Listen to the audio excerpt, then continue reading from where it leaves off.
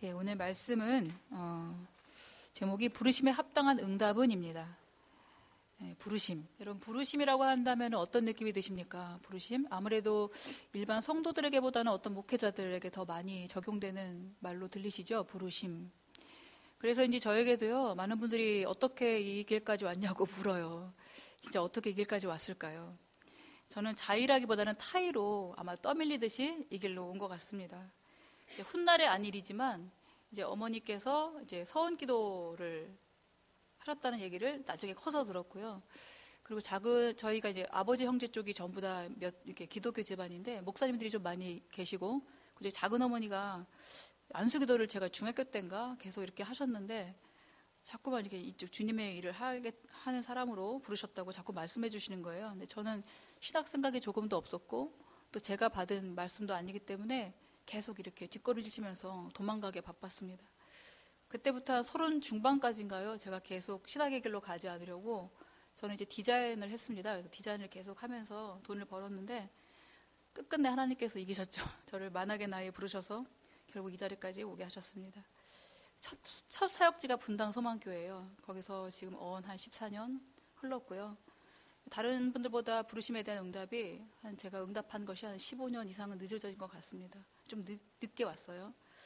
우리 교회 이제 목사님들한테 제가 방에서 물어봤어요. 여기 안문영 목사님도 오시죠? 제가 어떻게 부르심 받았냐 이제 물어보니까, 그러니까 중학교 때는 하나님이 계시다라는 것을 팍 마음에 알았지만 그 이후로도 계속적으로 자기 길로 갔다고 해요. 그러다가 해병대 하셨는데 거기서도 이제 옥중에서 해병대 옥중에서 하나님께서 부르셨다라고 확신했대요. 우리 교회 또 이렇게 전도사님 중에 이렇게 털 좀 많으신 분 기억 혹시 아시나요? 그분에게도 물어봤어요. 조고 있으면 이제 목산서 받으시는데 그분은 이제 어릴 때부터 이제 신학을 생각했고 학부도 신학 나왔고 했는데 전혀 부르심에 대한 확신도 없이 그냥 학교를 다녔다가 졸업 직전인가 그때 산티아고 순례길을 갔다 오는 길에 비행기 안에서 막 결단했나 봐요. 하나님께서 저를 부르셨으면 어떤 확신을 달라. 근데 그때 마음에 부르심에 대한 확신을 주셨다라고 합니다. 다 그렇게 목회자들에게는 이 부르심에 대한 소명이 다 어쨌든 있는 것 같아요. 그럴 것이 우리 복음서를 보게 되면은 예수님께서 이 특정한 이들을 부르셔서 그들을 제자 삼으시기 때문이죠. 예수님은 지나가시다가 누군가에게 말을 거시면서 제자로 부르십니다.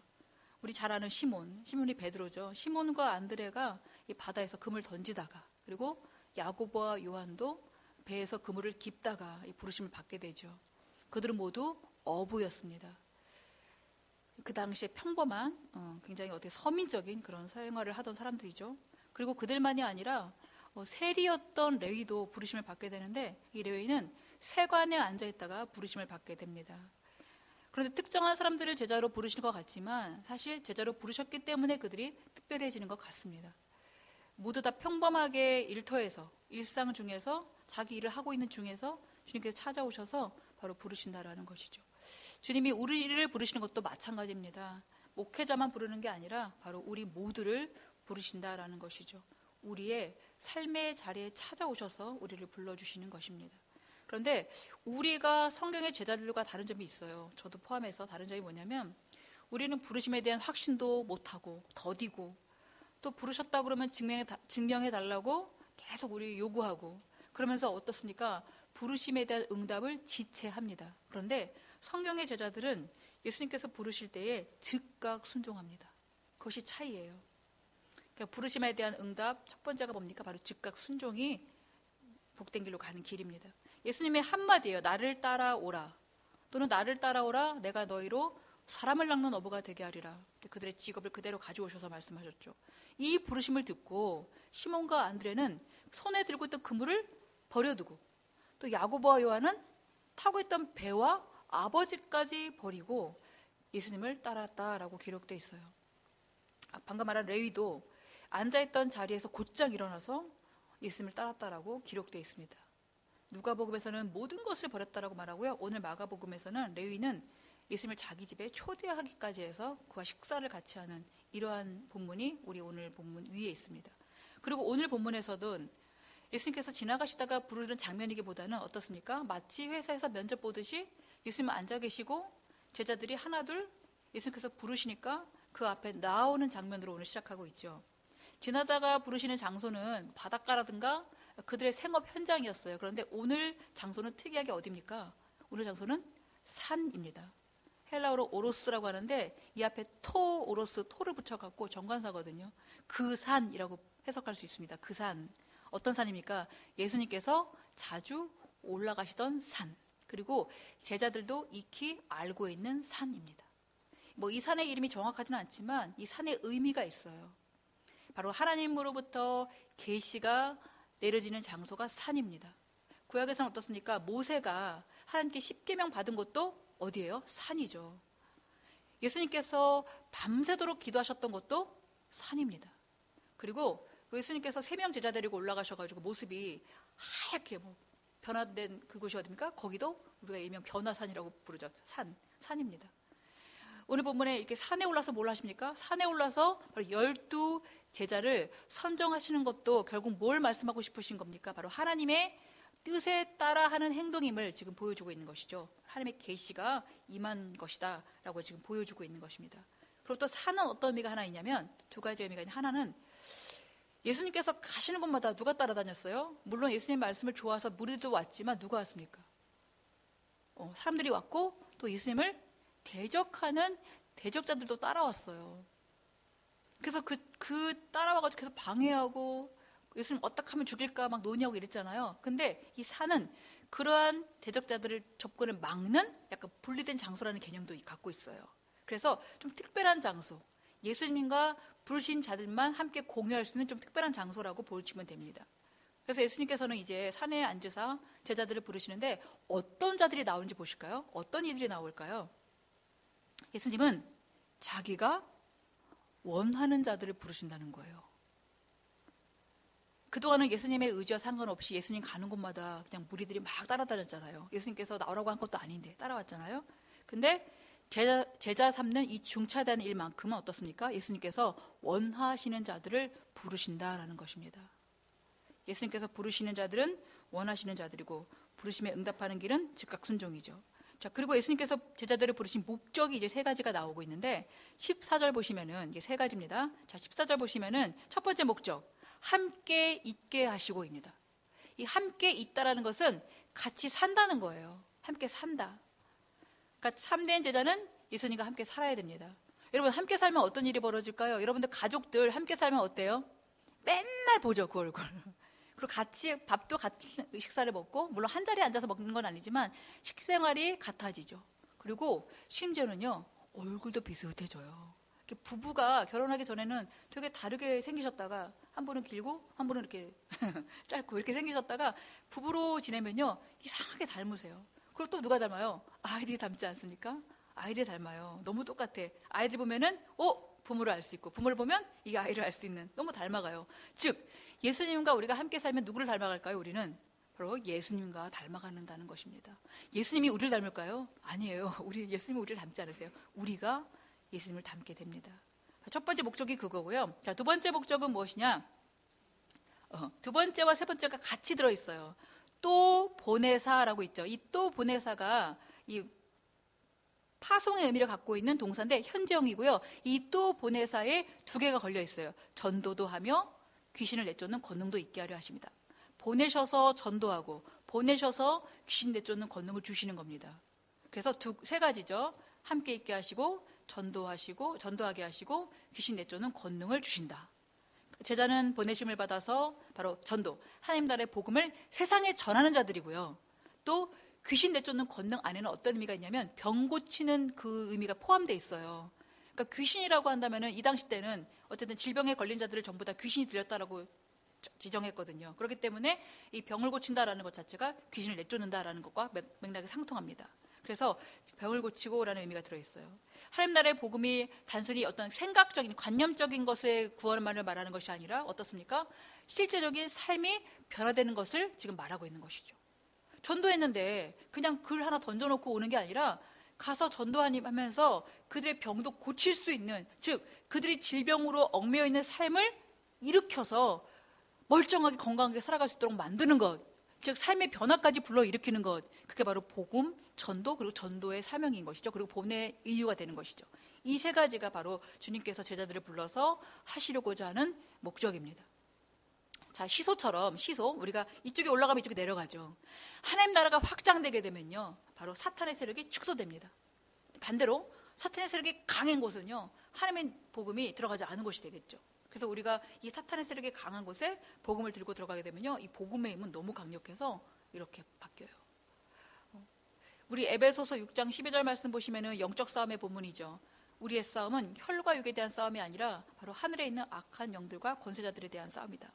근데 예수님께서 이미 사단 권세를 밟아 멸하여 이기셨기 때문에 우리가 예수의 이름을 가지고 나가면 어떨까요? 당연히 사단 권세를 이길 수가 있는 것이죠. 여기 지금 귀신들은요, 사단의 졸개이기 때문에 더 힘이 없어요. 그러니까 우리는 이미 예수 그리스도의 이름으로 이긴 싸움을 나가는 거죠. 그렇기 때문에 이 제자 파송에는 이렇게 귀중한 의미가 있습니다. 사탄 권세를 멸하고 바로 하나님 나라를 확장시키는 그 군사로서의 우리가 자격이 있다는 것입니다. 그렇게 부르심 받은 제자들의 이름을 우리가 오늘 하나하나 살펴볼 건데요, 우리도 여기다가 나 자신 한번 대입해 보시기 바라요. 뭐 나는 누구다 이렇다는 게 아니라, 그래, 나는 주님께서 왜 부르셨나, 나는 언제 어떻게 부르셨나, 그리고 나에게 어떤 사명을 주시는 것인가, 이런 것들을 함께 좀 깊이 묵상해 보는 시간을 갖도록 하겠습니다. 자, 첫 번째로는 누굴 부르십니까? 16절 보세요. 바로 시몬이라고 나오죠. 우리는 베드로로 알고 있는데 원래 이름은 시몬이에요.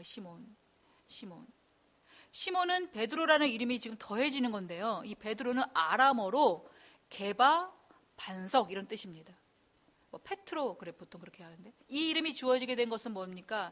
마태복음 16장 16절에서 예수님께서 가이사랴 빌립보 지방에 가셔가지고, 거기가 우상이 얼마나 많은 곳인지 몰라요. 근데 그곳에 가셔가지고 직접 제자들에게 물으시죠. 사람들이 나를 누구라고 그러냐? 이렇게 물어요. 근데 그때 당시에는 예수님께서 너무나도 이제 유명해지셨고 병자도 고치고 하시는 말씀마다 너무 놀라운 권세 있는 말씀이니까 다들 놀라 있는 상황이고 예수님께 우리가 몰려 있는 상황인데, 그때 물어요, 주님께서. 그리고 이 물으신 장소의 뒤에 배경은, 저도 이제 성지 답사 가면서 이제 그 부분을 좀 보게 되는데, 이 벽마다 다 구멍을 파가지고 우상의 그 조각을 이렇게 다 넣어놨어요. 그래서 벽이 거의 우상의 그 신상이 다 들어있는 곳으로 얼마나 바위가 펴있는지 몰라요. 그곳은 너무나 아름다운 강물이 흐르고 정말 아름다운 절벽인데, 거기다 전부 다 파가지고 우상을 다 넣어놓은 장소만큼 진짜 가이사랴 빌립보 지방은 정말 우상이 가득한 지역, 거기서 예수님께서 이 제자들에게 물으시는 거죠. 사람들이 나를 누구라 그러냐? 그러니까 막 이렇게 대답을 해요. 근데 주님은 그게 중요하지 않았어요. 그러면 너희들은 나를 누구라 그러냐? 라고 그 중요한 질문을 이어서 하시죠. 그때 이 베드로가 어떤 대답을 합니까? 너무나도 유명한 대답이에요. 주는 그리스도시요 살아계신 하나님의 아들이십니다. 이 고백을 딱 하니까 진정한 고백이거든요. 주님께서 바요나 시몬아, 내가 복이 있다 그러면서, 이거는 육신의 아버지가 알게 한 것이 아니라 바로 하늘에 있는 아버지께서 너에게 알게 하셨다 그러면서 엄청 칭찬하죠. 그때 지어주신 이름이 바로 이 베드로입니다. 예수님은 이 베드로라는 이 이름 위에 내 교회를 세우겠다, 즉 예수님의 교회를 세우겠다라고 말씀하세요. 반석 같은 신앙 고백 위에 예수님의 교회를 세우시겠다라고 이때 말씀하십니다. 물론 이 고백을 하고 바로 또 이제 베드로는 책망받아요. 예수님의 십자가의 길을 붙잡고 방해하는 말을 하거든요. 가지 마십시오, 이런 식으로. 그렇기 때문에 바로 주님께서는 그렇게 칭찬하시다가 갑자기 사단아 내 뒤로 물러가라, 이런 말씀도 하시죠. 그리고 또 절대 예수님을 부인하지 않겠노라고 호언장담까지 하지 않았습니까? 난 정말 다른 사람은 다 부인할지라도 나는 부인하지 않겠습니다. 그런데 결국은 닭 울기 전에 이미 벌써 부인하고 있었죠. 3번이나. 그렇지만 결국 그는요, 예수님을 위해서 거꾸로 십자가에 매달려서 순교할 만큼 그렇게 하나님 나라의 복음을 위해서 온 생을 바치는 그런 주님의 이 부르심에 합당한 제자가 되었습니다. 또 17절 보실까요? 두 번째 야고보가 나오죠. 이 야고보와 세 번째 요한은 형제예요, 형제. 그래서 이 형제들에게는 보니까 오늘 설명은 보아너게라는 별명을 붙여주셨대요. 보아너게를 해석하고 있죠. 우레의 아들이다. 왜 굳이 이 말을 여기다 넣나 봤더니 이게 성격을 알 수 있는 거예요. 누가복음 9장 54절 본문을 보시면 사마리아 지역은 유대인들이 되게 거리껴하는 지역이었죠. 막 이방인들이 지역이라고 그랬고, 근데 사마리아 지역 사람들이 이 복음을 거부하자 이 요한과 야고보가 예수님, 저들에게 불을 명하여 내려주십시오, 막 이런 식으로 막 뭔가 막 불같은 그런 요청을 드리죠. 그 다소 과격한 열정을 갖고 있는 이 형제들이죠. 그걸 별명으로 볼 수가 있어요. 인품으로 볼 수가 있는 거죠. 자, 이들은 베드로와 안드레 같은 어부였지만 사람을 고용할 정도로 좀 부유했대요. 이 형제의 집은. 그리고 도시에 자기 집이 있어요. 요즘에 자기 집 구하기 힘든데 이들은 예루살렘 도시에 자기 집이 있었고요. 또 사회적으로도 유력한 집안이었다고 합니다. 이들의 어머니가 살로메인데 이 살로메는 예수의 어머니 마리아하고 좀 자매지간으로 추정하고 있어요. 그만큼 예수님께서 변화산도 따로 데려가실 만큼 가까웠고 또 예수님께서 마지막 체포되시기 전에 겟세마네 동산에서 기도하실 때에도 그 세 제자만 따로 데리고 가까운 곳으로 가서 같이 기도하십니다. 함께 중보기도 부탁했던 그런 제자들이죠. 근데 야고보는 어떻습니까? 야고보는 헤롯 왕 때에 그 헤로디아 불륜을 이제 고발하면서 결국 그 머리가 소반에 받쳐서 왕에게 드리는 최초의 순교자가 되죠. 야고보는. 그리고 요한은요, 우리가 잘 알고 있는 사랑하는 예수님의 제자, 그런 별명을 갖고 있을 만큼 아주 예수님께 특별한 사랑을 받는 제자였는데, 기독교 박해가 아주 극심했던 도미티아누스 황제 때 그때 반모섬으로 유배되면서 거기서 하나님의 계시를 받아서 요한 계시록, 신약의 마지막 책 쓰죠. 그리고 네르바 황제 때는 에베소로 다시 돌아와서 말년을 보내면서 이 요한은 순교하지 않는 제자로 또 유명합니다. 야고보하고 요한이 이렇게 확 갈리죠. 또 18절 말씀 보시면은 네 번째 인물인데 제자, 바로 베드로의 동생인 안드레가 나오죠. 안드레 이름 뜻은 별로 없어요. 남성적인 이런 뜻이에요. 처음에는 이 안드레가 세례 요한의 제자였어요. 근데 예수님 말씀 듣고 예수님의 제자가 되죠. 형에게 그리고 예수님을 소개합니다. 먼저 안드레가 믿었어요. 요한복음에 보시면. 그래서 이게 바로 먼저 믿은 자의 본분이죠. 내가 만난 예수님을 내 형제에게, 내 가까운 사람에게 소개하는 것. 이게 바로 먼저 믿은 자의 우리의 본분. 전승에 따르면요, 이 안드레도 소아시아 등지에서 복음을 전하다가 십자가에서 순교했다라고 알려지고 있습니다. 다섯 번째 인물은 빌립입니다. 이 빌립도 어부예요. 베드로, 야고보, 요한과 같이 이 베세다 출신입니다. 근데 이 빌립이 나다나엘을 전도하죠. 요한복음 보시면은 나다나엘이 무슨 나사렛에서 선한 것이 나겠느냐 막 이렇게 하니까 빌립이 와서 봐라 이러면서 예수님께 초대하죠. 그리고 오병이어 사건 때에는 이 물고기 2마리와 보리떡 5개 갖고 이 5,000명을 어떻게 먹이냐, 적어도 이 5,000명을 먹으려면 어느 정도의 양식이 있어야 됩니다라고 계산도 같이 할 정도로 철두철미한 그런 성격을 갖고 있고요. 예수님께는 하나님을 보여달라 계시면 이렇게 요구할 정도로 굉장히 아주 정확한 그런 사람이라고 볼 수가 있습니다. 간단하게 설명드리는 것입니다. 여섯 번째 인물은 바돌로메예요. 바돌로메, 이 바가 누구누구의 아들이라는 뜻이거든요. 그래서 돌로메의 아들 이런 뜻이고요. 특별한 특징은 없는데 이 빌립이 전도한 이 나다나엘이 이 사람이 아닐까라고 추정하고 있습니다. 그다음 마태가 일곱 번째 인물인데 이 마태는 방금 제가 전에 설교 바로 앞에 얘기했던 레위가 마태라고 알고 있어요. 그래서 세리죠. 세리는 그러니까 세관에서 일하는 사람인데 이 로마의 빌부터 갖고 이 동족의 이 고열의 세금을 뜯어가는 직업이 그래요. 그래서 유대인들에게 굉장히 배척받는 직업이었고 죄인으로 막 취급당할 정도로 같은 부류로 굉장히 유대인들이 싫어했죠. 그러면서 세금을 이렇게 거두면서 또 동시에 약간 자기 주머니 넣는 일도 좀 허용했기 때문에 로마에서 그것도 했어요. 그래서 부가 좀 축적되었고 나름대로 좀 형편이 여유 있던 사람들이죠. 나중에 예수님 만나가지고 회개하죠. 자신의 모든 것을 버리고 그의 제자가 됩니다. 여덟 번째 인물은 도마예요. 도마는 디두모라고 하는 이름인데 디두모가 쌍둥이라는 뜻이거든요. 그러니까 도마하고 또 똑같은 사람이 있었나 봐요. 자, 주님의 부활을 보면서 믿지 못하고 직접 내가 봐야 믿겠다, 만져봐야 믿겠다 했던 게 바로 도마죠. 그리고 도마는 그렇게 만지고 본 후에 믿은다면요 엄청난 고백을 합니다. 나의 주, 나의 하나님이요. 인간 예수한테 나의 하나님이요라고 고백하면서 그는 나중에 전승에 따르면 인도까지 가서 복음을 전하고 교회를 세운 인물로 우리가 보고 있습니다.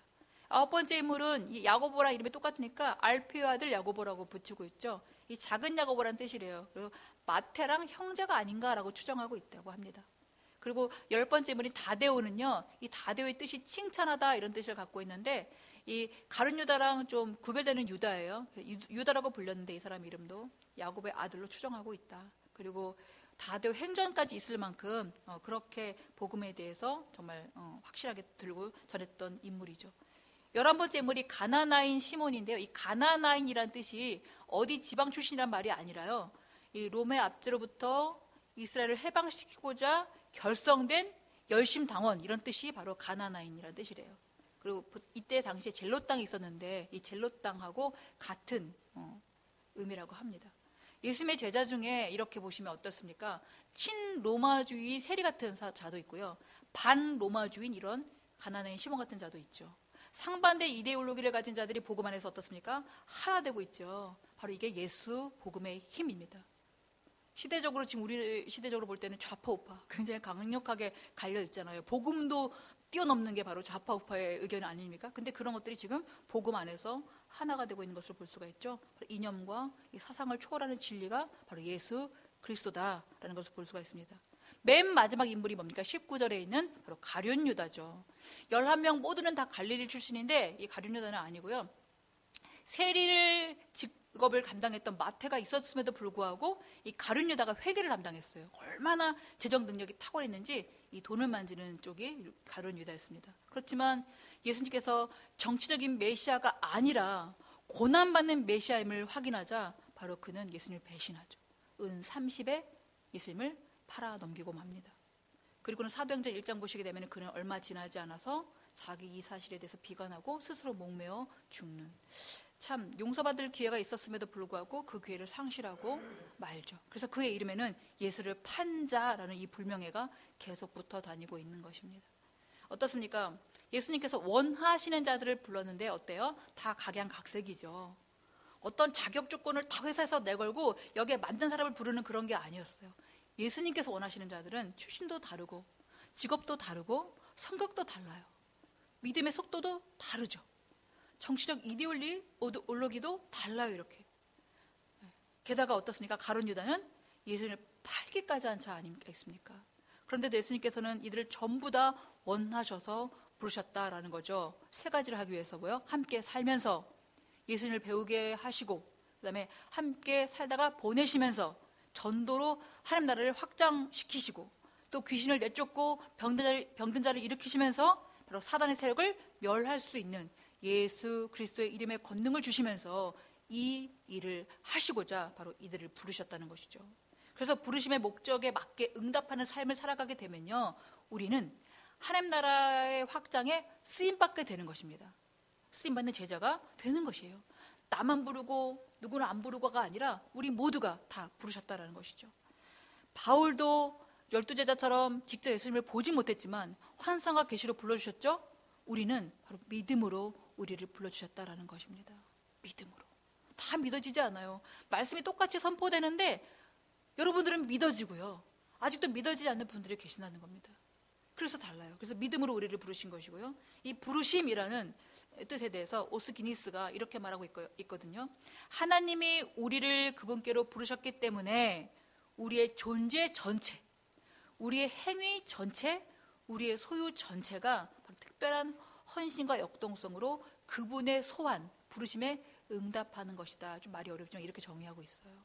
그러니까 존재 전체와 행위 전체와 소유 전체가.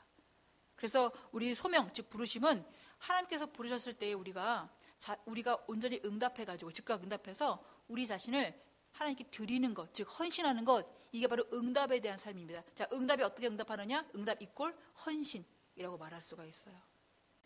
한국 리더십 학교를 만든 이장로 교수가 그 저서에서 이 부르심을 세 가지로 구분하면서 어떻게 우리가 부르심에 합당하게 헌신할 수 있는지 정의하고 있거든요. 첫 번째로 볼게요. 우리는 존재적 부르심을 입었다. 그럼 존재적 부르심에 어떻게 응답하며 살아야 되는가? 바로 그리스도의 형상을 닮아가는 사람으로 살아야 된다. 아까 예수님께서 함께 있게 하시며랑 맥락 같죠. 그래서 그리스도의 형상을 본받아야 됩니다. 로마서 8장 28절부터 30절 말씀 보시면은 거기 나와요. 말씀에. 우리가 알거니와 하나님을 사랑하는 자, 곧 그 뜻대로 부르심을 입은 자들에게는 모든 것이 합력하여 선을 이루느니라. 이렇게 말씀하시고요. 하나님이 미리 아신 자들을 또한 그 아들의 형상을 본받게 하기 위하여, 그죠? 그리스도의 형상을 본받게 하기 위하여 우리를 미리 정해놓으셨대요. 그리고 많은 형제 중에서 우리에게 맏아들이 되게 하시려고 우리를 부르셨대요. 또 미리 정하신 우리를 부르시고, 부르신 그들을 의롭다 하시고, 의롭다 하신 그들을 영화롭게 하셨다. 칭의 성화까지 지금 다 말씀하시는 본문이 로마서 말씀이시죠.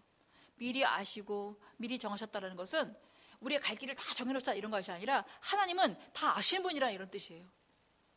예지하시고 예정하신 분이다. 그러나 우리가 거기에서 선택할 수 있는 거죠. 내가 이 길을 갈 것인가 말 것인가. 우리의 존재를 아신다는 겁니다. 하나님은. 그래서 우리 존재가 어떤 존재냐? 그의 아들, 즉 예수 그리스도의 형상을 본받게 하기 위해서 우리를 지으셨기 때문에, 그렇게 정하셨기 때문에 우리가 그 본받는 삶을 살아가면은 정말로 합당하고 내 삶이 복되고 딱 맞아 떨어져요. 뭐또 아달이라고 그러나요? 그 약간 실제 말로 그렇게 딱 맞아 떨어지는데, 우리가 형상을 안 닮아가게 되면요, 계속 그 어긋난 그 끼워 맞춤 있죠. 계속 안 맞아요. 이 뚜껑이 맞아야 되는데 우리 반찬 덮을 때 안 맞아요. 그런 꼴이 된다는 거죠.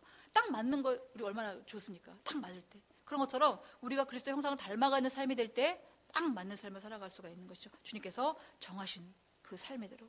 그래서 우리를 부르셔서 영화롭게 주시기까지 우리가 지금 그 과정을 속에서 살아가고 있는 것이죠. 바울은 에베소서 4장에서 이렇게 말씀하세요. 너희가 어린아이로 머물러 있지 말아라. 온전한 사람이 되어라. 이게 뭔 말입니까? 바로 그리스도의 장성한 분량까지 이르러라. 자라가는 겁니다, 우리는. 그래서 그리스도에게까지 성장하라고 우리에게 권면하고 있죠. 여러분들 어디까지 자라 계십니까? 우리의 신앙이. 보네퍼가 이렇게 말했습니다. 하나님은 우리를 작은 그리스도가 되게라고 부르셨다. 우리 젊은이들이라든가 뭔가 내 어떤 일자리라든가 내 직업을 찾아가는 분들 많이 보게 되면요, 그들이 인생을 정할 때 뭘 많이 정할까요? 아무래도 난 어떤 직업을 가질까라고 할 때 그 직업이 지금 좀 유명세인가, 전망이 있는가, 또는 내가 이 일을 통해서 돈을 좀 벌 것인가, 막 이런 것들에 대해서 우리가 많이 체크하면서 그 길을 선택해 나가잖아요. 연봉 얼마 받고. 사실 그렇잖아요. 근데 사실 그런 길이 우리가 배제할 수 없지만 더 중요한 게 뭐냐? 우리가 바로 무슨 직업을 갖느냐가 아니라 우리가 누가 되느냐, 어떤 존재로 살아가느냐가 더 중요하다는 것이죠. 그러니까 어떤 직업을 갖든지 간에 내가 거기서 어떤 존재로 내가 살아가느냐, 어떤 존재로 그 역할을 감당하느냐, 이게 중요하다는 것입니다. 빙에 달려요, 빙. 그래서 우리 인생의 분명한 목적은 바로 예수님의 인격과 행동과 그 생애를 닮아가는 것. 이게 바로 존재론적인 의미가 있어요. 쉽게 말해서 바로 작은 예수가 되는 것이죠. 여러분들이 어디에 있습니까? 어떤 직업 갖고 계세요? 무슨 일을 하시고 어떤 환경에 가장 많이 머물러 계십니까? 그곳에서 바로 여러분들이 예수님의 형상을 닮아가는 모습으로 살아간다는 것이 굉장히 중요해요. 늘 들었던 말이지만 우리의 삶에 한번 돌아보시면 내가 정말 예수님과 함께 살고 있는가? 어떤 분은 심지어는 너무 잘 안 되니까 연습 삼아 식탁에서도 이미 한 자리를 마련해 놓는데요. 여기 예수님 자리 이렇게. 그리고 직장에서도 그냥 약간 이상한 사람 같지만 그냥 묻는데요. 주님, 제가 오늘 일을 하는데 어때요? 제가 지금 괜찮습니까? 뭐 이렇게 묻고, 좀 이상하지만 자꾸 연습하는 거죠. 주님과 함께 사는 것처럼. 그래서 혼자 있는 것이 아니라 항상 주님과 함께 있다는 그런 자세로 살아가는 것이죠. 이것이 바로 우리 존재론적 부르심에 합당하게 살아가는 것이고요. 두 번째는 행위적인 부르심이에요. 행위적인 부르심에 합당하게 살려면 어떻게 되냐? 우리의 모든 행위가 바로 하나님께 영광 돌리며 살아가는 삶, 이거죠. 고린도전서 10장 31절 말씀 보시면은 너희가 무엇을 먹든지 마시든지 다 하나님의 영광을 위해 하라라고 돼 있죠. 맞습니다. 우리가 뭘 하든지 간에 하나님의 영광을 위해서 하는 것입니다. 하나님, 뭘 먹든지 마시든지 정말 이거 하나도. 그렇기 때문에 우리가 하나님께 영광 돌리는 삶을 살아가는지 안 살아가는지 우리가 볼 수가 있는 것이죠. 예수님은요, 이 십자가의 고난을 통해서도 자기는 죽는다가 아니라 이걸 통해서 바로 하나님께 영광 돌리는 삶을 나타내셨죠. 그러나 그때에도 자기 영광을 구하지 않으셨어요. 오직 하나님을 영화롭게 하시기 위해서 그는 하나님의 뜻에 맞는 삶을 살아가신 것이죠. 하나님께서 맡기신 일을 이루어서 바로 하나님을 영화롭게 하셨다는 것이죠. 바울도 이렇게 고백합니다. 사도행전 20장 24절 보시면은 내가 달려갈 길과 주 예수께 받은 사명 곧 하나님의 은혜의 복음을 증언하는 일을 마치려 하면은 나의 생명조차 조금도 귀한 것으로 여기지 아니하노라. 어떻게 이런 고백이 나올 수가 있을까요? 바울이기 때문에 그럴까요? 아닌 것 같아요. 바울은 예수님 핍박하는 자였잖아요. 어떻게 이럴 수 있을까요? 그 안에 예수님과 함께 사니까, 충만하니까, 그러니까 예수님으로 가득하니까 자기 것이 없는 겁니다. 그러니까 예수님으로 충만해도 충분히 살아갈 수가 있는 거예요. 왜요? 뭐 그가 못 먹나요? 못 입나요? 못 자나요? 그런 건 아니잖아. 예수님으로부터 충만하니까, 물론 시대적으로 예수님 믿는 자들 핍박했기 때문에 그가 고난을 받았지만 그는 그냥 충만한 그 자체로 됐을 때 만약에 삶이 핍박받지 않더라도 그는 분명히 충만한 삶을 밖으로 내뿜으며 살았을 것입니다. 그 삶을 통해서 분명히 하나님께 영광 돌리는 삶을 살았을 것이에요. 그렇게 살았을 때에 많은 사람들이 진짜 그리스도인이구나. 이거를 바울 통해서 본 거죠. 만약에 우리가 지금 이 시대에서 우리는 박해받진 않아요. 솔직히 말하면 육체적으로. 그러나 다른 걸로 바꿀 수도 있겠죠. 집안에 믿지 않는 사람이 있을 때 나는 신앙이 안 맞아서 서로가 부딪힐 때 있고, 내가 믿음의 길을 가는데 많은 방해것들이 있어서 그것이 나에게 박해가 될 수도 있겠죠. 그러나 우리가 어떻습니까? 주님으로부터 살고 우리가 정말로 그렇게 산다면 나 하나로 하나님께 영광 돌리는 삶을 살아갈 수가 있지 않겠습니까? 내가 영광 돌리는 삶을 살아갈 때에 그때 세상 사람들이 바라보고 진짜 그리스도인이구나 라고 해요. 지금 밖에 있는 사람들이, 세상 사람들이, 밖이라고 하면 죄송하지만 여기라고 박 차이가 말하는 게 아니라, 그러니까 믿지 않는 사람들이 우리를 바라봤을 때, 믿는 사람 바라봤을 때 왜 손가락질하고 왜 기독교를 비난하는가? 참된 기독교인으로 살아가지 못하기 때문에 그렇다는 겁니다. 그들도 원하는 게 있어요. 우리의 삶을 원하지는 않지만 기독교인들만큼은 참된 예수 제자로 살아가기를 바라고 있다는 거예요. 그렇게 살아갔을 때에 그들도 감탄하는 것이죠. 근데 그 세상 사람들이 감탄하게 살아가는 것이 아니라 이미 예수로 충만하기 때문에 그렇게 산 자체에 나도 기쁘고 주님도 기쁘고 그 기쁨이 넘쳐 흘러서 세상 사람들도 그걸 보게 되는 거죠. 그런 삶을 살아갈 때 하나님께 영광 돌리는 삶을 살아갈 수가 있게 되는 것입니다. 그래서 마태복음 5장 16절 있죠. 너희 빛이 사람 앞에 비치게 하여 그들로 너희 착한 행실을 보고 하늘에 계신 너희 아버지께 영광을 돌리게 하라. 우리의 착한 행실 때문에 누가 영광 돌립니까? 사람들이 하나님께 영광 돌리는 거예요. 살아계시는군요 하나님. 저 사람 보니까 이렇게 돼야죠. 저 사람 보니까 하나님 안 계신 것 같아. 이러면 안 되지 않겠습니까? 우리 한 명 한 명을 보면서 사람들이 하나님 영광을 돌릴 수 있도록 그렇게 살아가는 것이 바로 행위적 부르심에 응답하며 살아가는 삶이다. 셋째는 소유적 부르심입니다. 소유적 부르심에 합당하게 사는 삶은 어떤 삶일까요? 우리가 하나님의 소유된 백성임을 인정하는 겁니다. 하나님의 소유. 베드로전서 2장 9절 말씀이에요. 너희는 택하신 족속이요 왕같은 제사장이요 거룩한 나라요 그의 소유가 된 백성이니 어두운 데서 불러내어 그의 기이한 빛에 들어가게 하시니에 아름다운 덕을 선포하게 하려 하심이다. 여러분 어떻습니까? 이 소유적 부르심은 우리가 하나님께 속한 사람이라는 뜻입니다. 속한 사람. 그러니까 어때요? 우리가 하나님께 속했으니까 내 시간도, 내 물질도, 내 가족도, 내 직업도, 내 어떤 것도 전부 다 누구의 것입니까? 바로 하나님의 것이라는 말입니다. 이게 바로 소유적 부르심에 합당하게 살아가는 삶이에요. 여러분 한번 생각해 보십시오. 여러분 존재적 부르심, 행위적 부르심, 소유적 부르심에 합당하게 살아가고 있습니까? 저도 자신 있게 말하지 못하겠지만 우리는 그렇게 살아가도록 부르심 받은 자들이다. 그렇게 존재가 그렇다라는 것을 오늘 같이 말씀드리고 싶었어요. 여러분 이것이 바로 진정 여러분들 하나님께서 불러주신 그 부르심에 합당하게 응답하며 살아가는 삶, 즉 주님께 온전히 헌신하며 사는 삶이 된다는 것입니다. 그 무엇과도 바꿀 수 없는 주님의 아니십니까? 그 주님 부르심에 합당한 제자로 살아가는 여러분 되시기를 간절히 바랍니다. 제가 장례식장 갈 때마다 느끼는 건데요, 나이가 많이 들어서 돌아가신 분이나 정말 너무나 안타깝게 젊어서 돌아가신 분이나 인생이 그렇게 짧다는 것을 제가 봐요. 참 짧더라고요. 참 짧아요. 그렇게 짧은 인생 우리가 어떻게 살아가야 되겠는가? 과연 조금 더 나은 삶, 조금 더 편안한 삶, 내 안전한 노후, 그러니까 이런 것들을 계속 추구하며 살아가는 것이 과연 인생의 답인가? 라고 봤을 때 답은 아닌 거라고 느껴져요. 그렇게 살면 좀 좋겠죠. 근데 진정한 내 인생의 답은 하나님께서 나를 부르신 그 부르심에 합당하게 내가 응답하면서 오늘도 응답하고 내일도 응답하고 조금 더 응답하고 조금 더 의미를 생각하고, 예수님은 나 때문에 당신의 목숨을 다 내어놓으셨는데 나는 요만큼 더 내어놓기 어려운 삶을 살아간다면 그건 나는 부르심에 합당한 삶이 아니지 않나. 그런 걸 생각해 보게 되는 말씀이었습니다. 이 제자 12명을 부르실 때 그 장면을 보면서 예수님은 3년 동안 공생에 사셨잖아요. 그리고 이 인류를 전부 구원하시기 위해서 딱 12명밖에 일단 부르시지 않았어요. 여기 교회에 있는 우리 위례서만 교회에 있는 분들 많아요. 12명보다 많잖아요.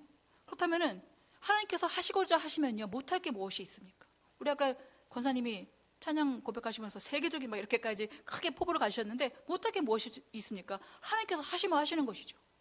우리 담임 목사님 빨리 회복하셔서, 그러니까 물론 하나님의 뜻에 맞게 정말로 회복하셔서 이 위례소망교회가 이거는 하나님의 교회고 하나님의 뜻으로 세워진 교회고 반석에 세워진 주님의 교회, 내 교회예요. 주님의 교회예요. 그렇기 때문에 우리 교회가 아닙니다. 여러분들도 사람이 다 속한 분이기 때문에 하나님의 교회를 우리가 어떻게 하면은 그 안에서 부르심에 합당하게 이 교회를 섬겨 나갈 것인가, 이거 보고도 주님께서는 이미 벌써 저 심판대에서 그래, 내가 너 이거 보고 있다, 너무 잘했다, 그때 칭찬해 주시려고 지금 다 적고 계세요. 그러니까 여러분들이 지금 이 시간에 여러분들 이 교회에 함께 모여서 공동체로 함께 헌신하면서 어떻게 하면 이 교회가 주님의 뜻을 할 수 있을까? 여러분 그런 마음으로 여러분들 매주마다 교회 오실 때도 그런 기도하면서 오시기 바라고요. 함께 그렇게 서로 합심해서 기도할 때에 하나님은요, 진짜 너무 신기한 거 뭔지 아십니까? 작은 것을 통해서 뜻을 이루세요. 자기가 크다는 것에서는 뜻 이루지 않으세요. 왜요? 자기네들이 이룬 줄 아니까. 작고 연약하고 아무것도 아닐 때. 이스라엘 민족도 그냥 부르심 이유가 딱 하나예요. 작은 민족이기 때문에. 그 누구보다 작은 민족이기 때문에 그 이스라엘을 부르셨대요. 마찬가지 아닙니까? 우리가 작다고 느껴지지만 바로 하나님은 그렇기 때문에 우리를 부르신 거예요. 우리를 부르셔서 하고 싶은 일이 있으신 겁니다. 함께 있고 전도도 하고 병들다를 일으키고, 그게 바로 세상에서 지금 원하는 삶이 아닐까요? 그것을 우리에게 맡기시기 위해서 우리를 부르셨다. 여러분 이 복을 놓치지 않는 여러분 은혜 받는 인생 되시기를 간절히 바랍니다.